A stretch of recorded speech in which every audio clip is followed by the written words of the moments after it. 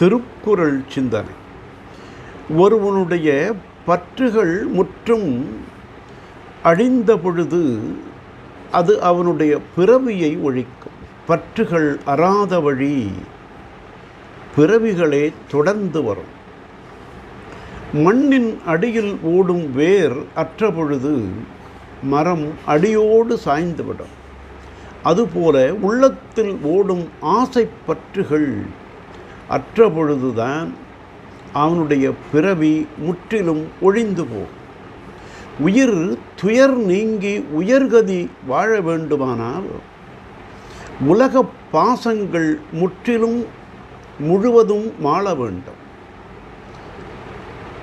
பாசம் அற்ற உயிர் ஈசனாகின்றது.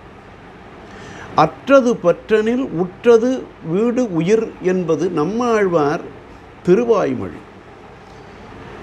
பற்று அற்றதெனின் உயிர் வீடு உற்றது என்பது பொருள். ஆகவே பற்றுகள் அறாத வழி பிறவிகளே தொடர்ந்து வரும் என்றும் ஆசை அருமின்கள் என்றும் தெய்வப்புலவர் துறவு அதிகாரத்தில் பற்றற்ற கண்ணே பிறப்பறுக்கும் மற்ற நிலையாமை காணப்படும் என்றார். நாளையும் சிந்திப்போம்.